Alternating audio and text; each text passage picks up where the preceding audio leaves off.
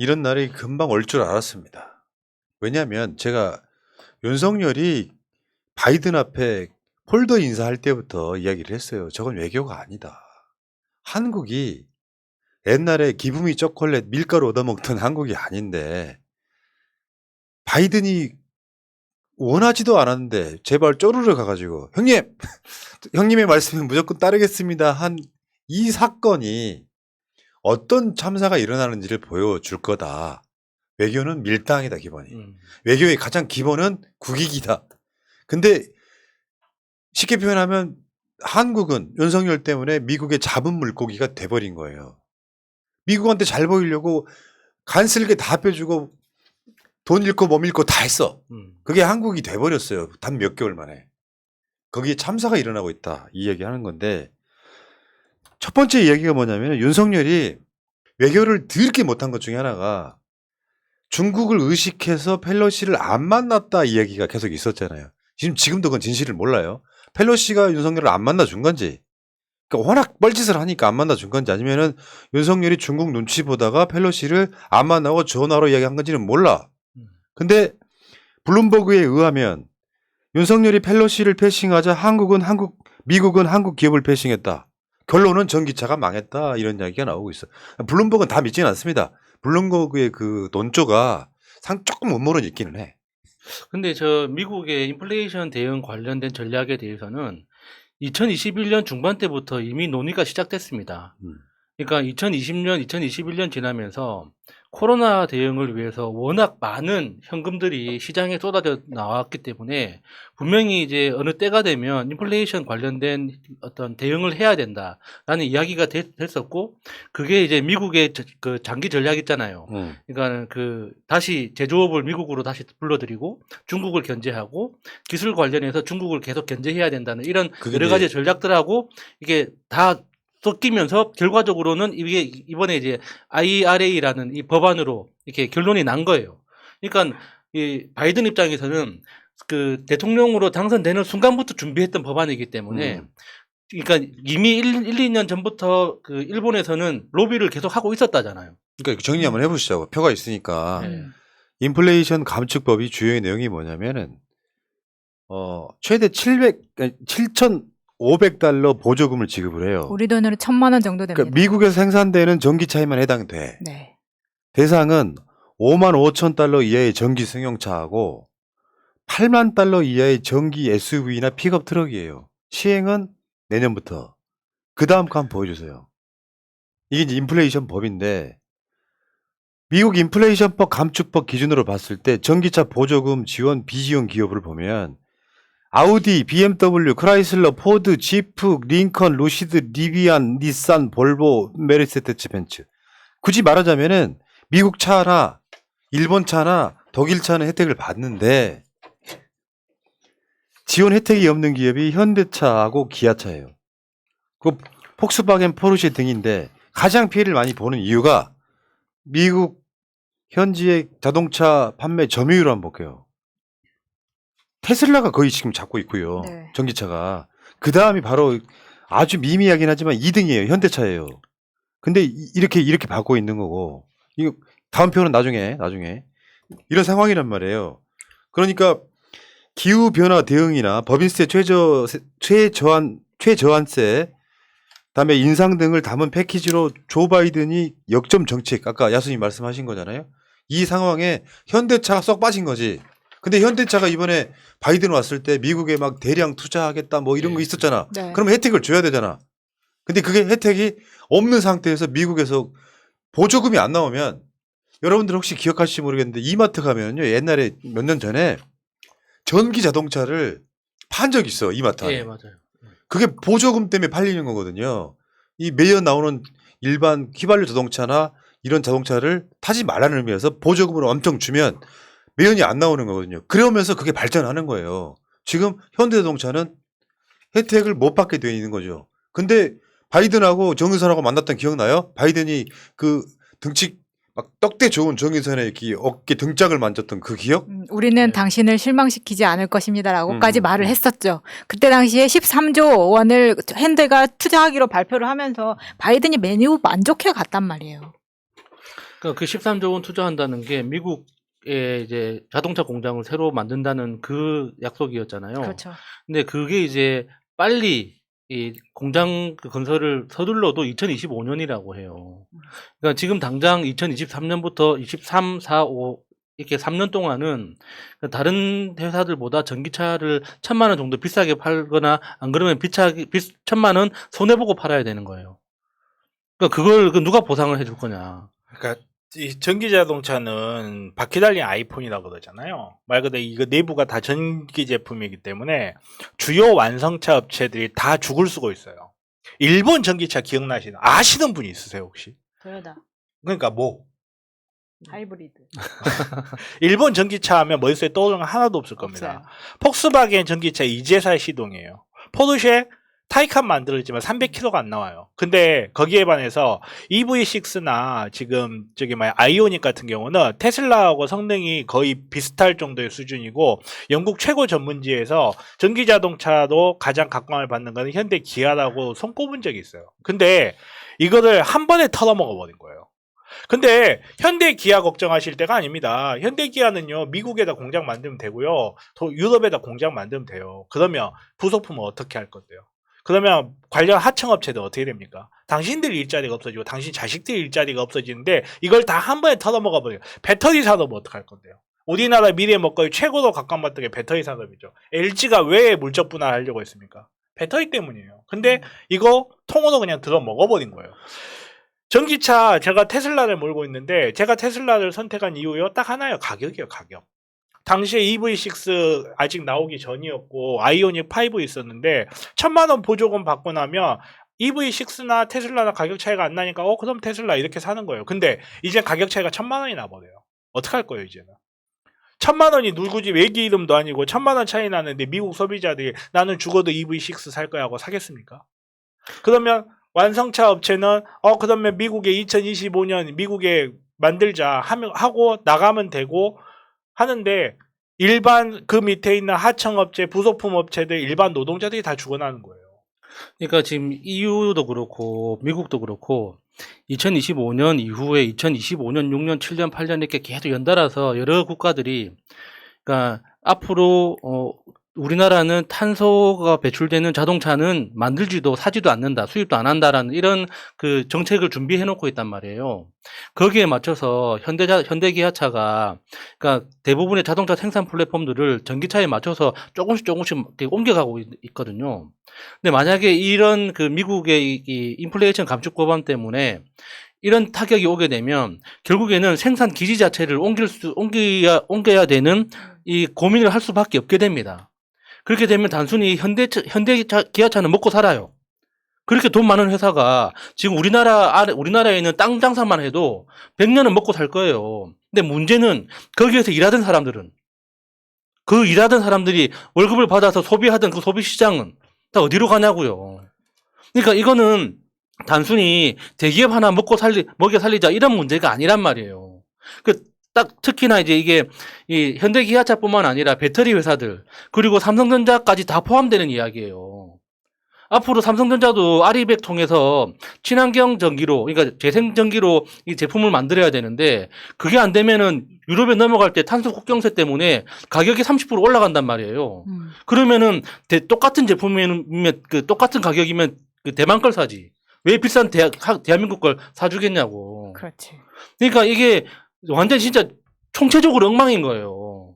근데 이렇게 다 엉망인데도 불구하고 무조건 원전만 추구하고 있고 재생에너지에 대해서는 30% 또 감축시키고 있고 이런 엉망이 어디 있습니까? 엉망이. 그러니까 처음에 시작을 할 때는 사실은 중국에 대한 압박을 그 목표로 하는 거라고 생각을 했었어요. 근데 왜 인플레이션 리덕션 액트잖아요. 지금 IRA라는 거 자체가. 근데 뒤지고 보면은 실질적으로는 현대 기아 같은 완성차 업체에서 점유율을 사실은 테슬라 같이 자국 완성차 업체가 뺏기고 있기 때문에 사실 이거를 지원하기 위해서 IRA를 하고 있는 거 아니냐라는 이야기까지 나오는 거죠. 근데 구체적으로 실질적으로 이거를 굳이 할 수 있는 방법이 있느냐 하려면 그 두 가지밖에 없는 거예요. 하나는 WTO에 일본이랑 독일, 왜냐면 지금 일본 차도 도요타가 빠졌잖아요. 네. 도요타가 빠졌기 때문에 일본하고 포르쉐 빠진 거 해가지고 둘이 같이 해서 제소를 할 거냐라는 거 얘기가 있는데 약간 지금 현실성이 없다 이런 이야기가 네, 나오는 거고 하나는 FTA. 지금 FTA 조약이 체결이 돼 있는데 네. 그러면은 최애국의 입장에서 이러한 차별을 받지 않게 해줘야 되는 게 맞는 건데 왜 FTA 할 때는 똑같이 해준다고 했다가 지금 이 법안을 내면서 한국한테는 이렇게 차별을 두느냐라는 거죠. 미국 예. 입장에서는 그거예요. 니들이 배신감을 느끼고 화가 나는 거 알고 있다. 그래서 어쩔 건데요. 자, 근데 이것만 있는 게 아니야. 요거 이제 기단 보여드릴게. 미중 갈등의 한국 첨단 산업 직격탄. 이 현대 자동차가 문제가 아니에요, 지금. 배터리는 미국 인플레 감축법의 중배터리 소재를 배제하고요. 양극재, 음극재 등의 핵심 소재는 중국 의존도가 높아요. 이 과정이 있고. 전기차는 아까 말씀하신 것처럼 현지 생산차에만 보조금 지원하는 거. 현대차는 2025년에야 가동되는 거. 반도체, 이 얘기는 이따가 바로 연결이 되는데 치포 반도체 지원법에 중국 공급망 배제를 본격화시키니까 삼성, SK 등의 중국 시설 투자 장비 수출이 제한돼 버립니다. 중국에서 생산된 반도체는 미국으로 수출을 못하게 되는 이 상태. 근데 여기서 굉장히 그 최악의 결정이 하나 나왔어요. 미국이 한국 대신에 일본의 차세대 양자 반도체 기술을 일본에 준 거예요. 그러니까 일본은 손 안 대고 코를 풀어버린 겁니다, 지금. 가장 첨단의 반도체 기술을 일본에 사실상 이양하는 거예요.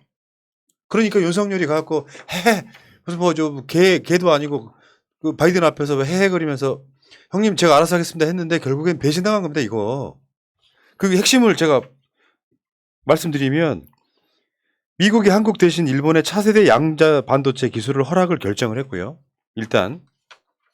다음에 양자 반도체라고 하는 거는 미중 패권의 가장 큰 미래 기술 경쟁 분야라는 거. 초전도 극저원 자기장 등의 모든 미래 반도체 기술을 일본이 지원한다는 거예요. 일본 언론이 난리가 났습니다, 지금. 드디어 반도체 패권 레이스에 도약이 걸렸다. 미국이 갖고 있는 반도체 기술 최첨단의 것들을 일본한테 주겠다는 거예요. 이게 여기서 이제 한국 쪽에 약간 반대가 있으니까 일본은 민간이 참여해라. 그러니까 이게 일본 기술 독자적으로 그러니까 양자 반도체를 생산하는 게 가능하다고 믿는 기술자들은 거의 없습니다.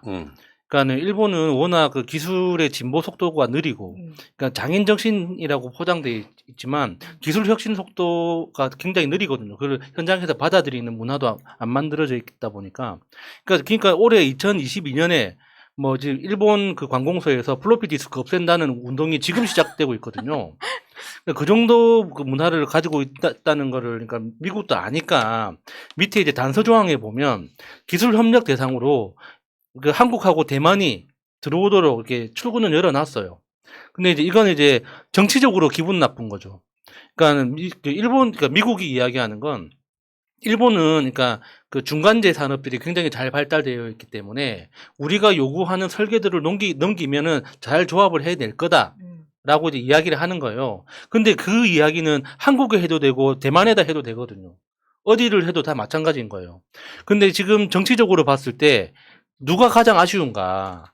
그 미국 입장에서 일본, 한국, 대만을 봤을 때 누가 가장 안정적으로 보이는가 봤을 때 일본이라고 판단을 내린 거죠. 저는 그게 너무 속상한 거예요. 문재인 대통령이 그 5년 동안 정말 그러니까 극동아시아 전체에 대해서 핵심 균형추 역할을 분명하게 만들어 놨잖아요. 그러면은 이 상황에서는 그러니까 미국이 굉장히 큰 프로젝트를 진행한다면 제 첫 번째 파트너로 한국을 선택해야 되는 게 맞는 거예요. 예. 그러니까 지금 우주 개발이나 달 날아가는 뭐 아르테미스 프로젝트나 이런 데 보면 핵심 파트너로 다 한국이 들어가 있단 말이에요. 근데 왜 그 다음 스텝 계획에서 한국이 배제됐을까? 윤석열을 보면서 윤석열이 조만간 정리된다고 하더라도 이 혼란이 수습되고 이 다음 정상적으로 돌아가기 위해서는 시간이 걸릴 수밖에 없다는 거지. 그러면 처음부터 끝까지 다 내 마음대로 할 수 있는 일본이 훨씬 더 편하다 이런 판단이었을 거라고 보는 거예요. 그러니까 이 차세대 반도체는 아휴. 미래 산업의 핵심이잖아요. 근데 미국이 가장 그거를 기술을 집약시켜 왔어. 요거를 일본한테 주겠다는 거야. 그거 그러면서 아까도 말씀드렸지만 미안했던지 대만과 한국은 민간 기업이 참여하도록 길을 열어두겠다. 그러면 지금 우리가 뭐 시스템 반도체네 뭐네 해가지고 이번에 그 소부장 이야기할 때도 막 나왔던 거거든요. 그 반도체 관련해서 한국이 갖고 있는 이 한계가 분명히 있었어요. 그러니까 굉장히 고부가가치 반도체는 좀 못했는데 그거를 한국이 이제 고부가가치 반도체로 나아가려고 하는 시점에 일본은 손 안 대고 딱 코를 풀었어요. 이거는 내가 봤을 때 다른 명백하게 윤석열의 외교 참사입니다. 가서 그냥 가서 무릎부터 꿇고 형님 도와주십시오 이런 게 아니고 형님이 시키는 건 뭐든지 하겠습니다. 이런 참사예요. 그렇죠. 뭐든지 한다는 놈한테 밥 챙겨줄 필요 없죠. 잡은 물고기. 네, 잡은 물고기야. 그리고 이걸 가지고 이제 미국 탓이다. 뭐 이렇게 이야기를 하고도 미국이 배신했다. 이렇게 이야기하는데요. 거짓말하지 마세요. 저기 뭐야 트럼프 때는 안 그랬는 줄 아십니까? 트럼프 때도 메이크 아메리카 그레이트 어게인 해가지고 미국 뭐든지 미국 중심으로 하겠다라고 해서 지들 마음대로 했었어요. 바이든 때보다 더 했습니다. 그 와중에 우리가 미국이 했던 그 미국 자국 우선주의를 잘 모르는 이유가 문재인 대통령님이 그 중간에서 균형제 외교를 하면서 우리의 피해를 최소화하고 이득을 극대화하는 방향으로 계속 해왔기 때문에 그래요. 사실 그 큐비트 반도체 같은 경우에 굉장히 모험적이에요. 아직 미래를 알 수가 없어요. 이게 미래의 게임 체인저가 된다. 이거 아직 이 수준은 아니에요. 굉장히 중요한 걸로 기대를 받고 있긴 하지만 이게 일본이라는 나라를 제도약시키는 방향으로 가지는 않을 거라고 봐요. 근데 중요한 거는 우리나라의 현재의 위치가 윤석열이 균형제 외교를 못할 거라고 그렇게 걱정을 했는데 한중일 3국한테 모두 미움을 받는 기적의 균형제 외교를 성공해버리고 있어. 야, 균형은 맞네. 완전히 제대로 균형을 맞아. 아니, 경정하고 나자. 경정해. 그렇죠. 아니 근데 낸시 펠로시 같이 중요한 사람이 왔을 때는 만나지도 못하고 만나지 네. 않았는지 못했는지 모르겠지만 근데 이번에 뭐 애리조나 주지사 이런 사람들 오면 또 뭐 반도체 잘 부탁한다 주지사한테 이런 말을 왜 하고 있냐고요. 아니, 거기다가 뭐 조금 있으면 너무- 중국에서 뭐 서열 3위가 서열 3위. 누구 온다면서요. 그 사람 안 만날 거야 그러면? 그 사람 만나면 또 펠로시는 뭐가 되는데? 그러니까 처음부터 문재인 대통령처럼 우리는 중국과 무역량이 한 25% 담당하는 나라이므로 중요해. 코로나 때도 안 막은 이유가 그것 때문이잖아요. 그 균형감하고 근데 우리는 미국과 오래된 혈맹이야 동맹이야. 미국도 우리 같은 친하게 지낼래. 내가 요즘 느끼는 건데 어느 한쪽에 줄을 서야 된다라고 하는 어떤 사람들의 주장이 있고요. 그리고 공정하게 뭔가 이거 어떤 균형감 있는 외교를 해야 된다라고 생각하는 주장이 있잖아요. 나는 후자를 택할 겁니다. 그거는 마찬가지로 윤석열이 못하는 부분이 미국도 한국이 왜 중국과 그렇게 중요하게 지내는지를 이해하는 상황을 만들어 놨잖아요. 네. 중국과 거래를 한다고 해서 미국이 너 보복 이렇게 안 된다고요. 중국도 박근혜 때 미국이 사드를 넣겠다고 하는 거 중국이 공식적으로 항의한 적이 사실 없어요. 왜냐하면 한국이 처한 위치를 알기 때문에. 다만 문재인 정부를 지나면서 외교적으로 어떤 위치에 갔었냐면 중국도 미국도 한국을 중요하게 대접해서 상대방한테 안 뺏기려고 하는 얘기를 했단 말이에요. 네. 어떤 상황이 나도 노골적으로 싫어 표현하지 않고 그만큼 한국의 위상이 높아졌으면 그 위상을 이용할 줄 알아야 되는데 그 위상을 이용할 줄 모르고 문재인 정부의 외교 성과를 단 4개월 만에 다 털어먹는 우리 성렬이 자 주문 9번째에 그거 들어갑니다. 저는 한 3번째 될 거라고 봅니다. 진짜 이게 미국이, 그러니까는 버락 오바마 대통령 시절에, 그러니까 국가를 경영하는 장기 전략의 방향 자체가 완전히 달라져 버렸습니다. 그 전까지는, 그러니까 아웃소싱도 괜찮다. 돈만 미국에 많이 들어온다면 아웃소싱 해서 그냥 다 우리한테 팔아라. 이런 전략이었다면 지금은 리쇼어링이라고 들어봤을 거예요. 최근에는 프렌드 쇼어링이라고 말을 바꾸기는 했지만 버락 오바마 시절에 그 셰일 가스가 발견되기 시작하면서 미국이 에너지 수입국에서 수출국으로 바뀌었단 말이에요. 전 세계 에너지 생산량이 제일 많은 나라가 미국이 됐어요. 그러다 보니까 그때부터 미국은 그러니까 나쁘게 말하면 고립주의지만 그러니까 모든 자원, 모든 생산 능력, 모든 시장을 자국 내로 가지고 오겠다. 그래서 미국 밖에서 죽든 살든 우리만 잘 먹고 잘 살 수 있는 방향으로 전략을 바꿨단 말이에요. 그 전략을 바탕으로 해서 지금까지 모든 무역 정책들이 만들어져 온 거예요.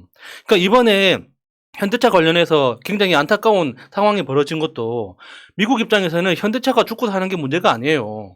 그냥 미국 땅 안에 공장 하나 더 생기면 땡큐인 거죠. 그러니까 반도체 관련해서도 마찬가지예요. 그동안은 대만에서도 만들고 한국도 만들고 뭐 일본도 만들고 했지만 지금은 다 미국 와서 만들어라. 땅 줄 테니까. 그러니까 그 대만에서 새로운 그 웨이퍼 공장 만들 때 뭐 5조 원, 6조 원 투자 유치해 가지고 새 공장 미국 안에 짓기로 결정했잖아요. 그것도 결국에는 에너지 전체 수급 상황이 장기적으로 달라졌기 때문에 미국의 어떤 전략적인 방향 자체가 그렇게 틀어졌다는 걸 일본은 10년 전부터 알고 계속 꾸준히 로비하고 투자하잖아요. 왜 우리는 상황이 다 벌어진 다음에 쫓아가느냐고. 그러니까 윤석열이 그 바이든 온다고 할 때 설레발 칠 때부터 좀 알아봤어요. 그 폴더 인사하고 하는 그 부끄러운 짓을 했지 않습니까? 이게 앞으로 계속 벌어질 일이라고 생각을 하고요. 얼마 전에 갔다 온 나토도 그거 아니에요. 왜 걔네들 문제에 한국이 끼어? 한쪽이 줄 서가지고. 네. 그래서 한쪽을 위험하게 만들어서 중국과의 관계도 무역에서 조금씩 지금 균열이 일어나고 있다. 이 상태 되면은 외교로 또 말아먹는 또 금자탑을 쌓는 게 아니냐 이런 생각을 해보는데요. 괜히 실무진들 지금 뭐 미국 출장만 보내서 출장비만 날리고 있는 거예요. 윤석열이 지금 이달 말에 미국을 갈지도 모른다라고 이야기를 하는데 어차피 11월에 중간선거 있을 때까지 변동을 할 수는 없을 겁니다. 바이든 입장에서도. 그러면 지금 가서 무슨 소용이냐고요. 낸시가 왔을 때는 쳐다보지도 않았는데 지금 가서 바짓가랑이 잡는들 국경만 떨어지지. 그러니까 지금 미국이 하는 태도를 보면 현대차 공장 뭐 텍사스에 짓고 오스틴에 짓고 뭐 한다고 하잖아요. 그러면 조건을 달아서 현대차 지금 5만 명 이민 갈 테니까 받아줘 하면은 오케이 할 줄도 몰라요. 그만큼 필요하다면. 그러니까 미국으로서는 그 정도로 다 준비가 돼 있고 절실하게 그 전략들을 지금 추진을 해 나가고 있는데 왜 우리는 바이든 대통령이 취임하던 순간부터 추진했던 이 법안에 대해서 이제 와서 이렇게 난리법석을 피우냐고. 아니 지금까지 늘 그랬듯이 보고 준비를 한 사람이 있었죠. 근데 준비를 한 사람이 있었는데 어떤 모지단 새끼들이 그 준비를 한 사람을 밀어내버리고 아무것도 모르는 바보를 거기다 앉혀놨어요. 그 모지리가 누군지 나도 잘 모르겠어요. 있지? 저는 아무 말도 하지 않았습니다. 네, 여기까지 합시다. 여기까지 하고요. 이런 일 많이 벌어질 텐데 방송을 전달하는 사람들 입장에서는 이런 불행한 뉴스를 전달하는 건 좀 죄송하긴 한데요. 이런 좀 암울한 뉴스를 전하면은 실방 숫자도 떨어져 나갑니다. 듣고 싶지 않거든. 네, 힘들죠. 근데 이겨내는 방법은 이 사실을 알고 알리는 거라고 저는 생각해요. 맞습니다. 이게 굉장히 중요한 것 중에 하나이기 때문에 여러분들이 윤석열 때문에 외교가 이 엉망이 돼가지고 지금 실제로 우리나라 기업들이 어마어마한 손해를 보고 있다. 그거 아니야. 이미 도장 찍었기 때문에 니들 공장 세우는 건 맞아. 이제 니들은 잡은 물고기이기 때문에 우리 보조금 안 줄 거야. 그리고 진짜 중요한 그 반도체 분야의 3가지 분야 중에 가장 헤드 요거를 지금 일본한테 지금 기술을 이양하겠다고 하는. 그러니까 확실히 그런 거야. 연애랑 외교는 똑같다. 밀당하면서 내 이득을 취하는 것인데 이 모질이는 연애를 안 해봐서 압니까? 연애를 안 해봤기 때문에 그냥 몰빵한 거야. 그 남자한테 몰빵을 했더니 결국엔 이렇게 돌아오지 않겠습니까? 한번 지켜보시자고요. 자, 계속 빨기만 하면 안 된다니까. 여기까지 하겠습니다.